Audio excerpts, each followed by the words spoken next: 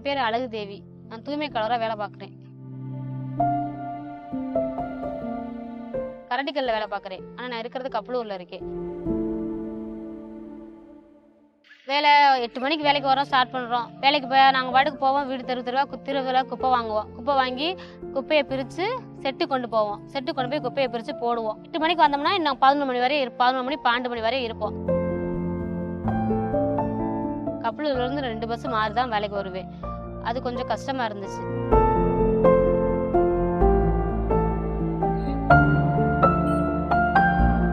மகளிர் மிடியல் பேருந்து திருமங்கலத்திலிருந்து விக்கிரமங்கலம் செல்லும் 4D வர இருக்கிறது.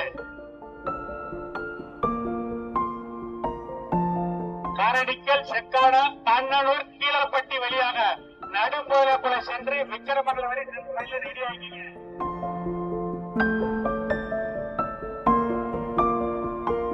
வேலைக்கு போறதே 4 காசு சம்பாதிக்கு தான் வேலைக்கு போறோம். அதுவும் பஸ்ஸுக்கு பாதி கொடுத்துட்டா நமக்கு என்ன இருக்கு? இப்ப பஸ்ஸுக்கு ஃப்ரீ பஸ்னால அந்த காசு மிஞ்சுது. பஸ் காசு இல்லாம ஒரு நாள் பஸ்ல ஏறிட்டேன். பஸ் காசே இல்லை என் கையில. பஸ் எடுத்தா காசு இல்லை. ஆனா ஃப்ரீ பஸ்ல உட்காந்துருக்கேன்.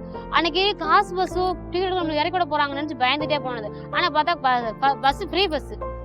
அப்ப நம்ம வந்தது பரவாயில்ல, நல்லவழிக்கு பஸ்ல இந்த ஃப்ரீ பஸ்ஸை பார்த்து ஏறிட்டோம்ல, இப்ப வீட்டுக்கு போயிருவோம். இப்ப என்ன வீட்டுக்கு தானே போறோம், வீட்டுக்கு போய் பாத்துக்கிடுவோம் அப்படின்ற ஒரு தைரியம் வந்துருச்சு. பள்ளிக்கூடம் போற பிள்ளைகளுக்கு அதுகளே இப்ப என்ன செய்யுதுங்க, ஃப்ரீ பஸ்ஸை பார்த்து ஏறி வருதுங்க. 10 ரூபா அவங்க அம்மா கொடுத்து விட்டா 10 ரூபாய் வச்சு வாங்கி சாப்பிட்டுக்கிறோம், 10 ரூபாய் வச்சுக்கிறோம் வாங்கிக்கிறோம். அப்படி ஃப்ரீ பஸ்ஸை பார்த்தா ஏறி வருது. பொம்பளை பிள்ளைங்க பூராமே அப்படிதான் வருது. போறப்ப இங்க இருந்து 15 ரூபா, வர்றப்ப அங்க இருந்து 15 ரூபா, ஒரு நேரத்துக்கு 30 ரூபா, திரும்ப அதே டபுள் ஆகும். அப்போ ஒரு நாளைக்கு எனக்கு 60 ரூபா. நான் வாங்குற சம்பளமே எனக்கு பத்தாது. நான் வாங்குற சம்பளம் 5000 சம்பளம் தான் வாங்குறேன். அதுல எனக்கு 2000 பஸ்ஸுக்கே 2000 போயிடுது. இப்ப இருக்கப்ப அந்த ஃப்ரீ பஸ் விடுறதுனால எனக்கு அந்த 1000 மிச்சம். இப்ப அதுல அந்த 5000 மிச்சப்ப எனக்கு 2000 மிச்சம் ஆகுது. வீட்டை விட்டே வெளியேறாம எங்க போனோம், நான் ஒரு ஹாஸ்பிட்டல் போனா கூட அவரை நம்பிதான் உட்காந்துருக்கணும். அவர் எப்ப வருவார், நம்ம எப்ப போவோம், இல்லாட்டி காசு கொடுத்துட்டு போனோம், அப்பதான் நம்ம பஸ்ஸுக்கு போக முடியும். இப்ப அப்படி இல்ல.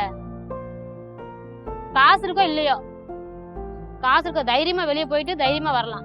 காசு இருக்கோ இல்லையா, பஸ் இருக்கு. கவர்மெண்ட் ஆஸ்பத்திரிக்கு ஃப்ரீ பஸ் இருக்கு, நம்ம பாட்டுக்கு போயிட்டு வந்துடலாம்.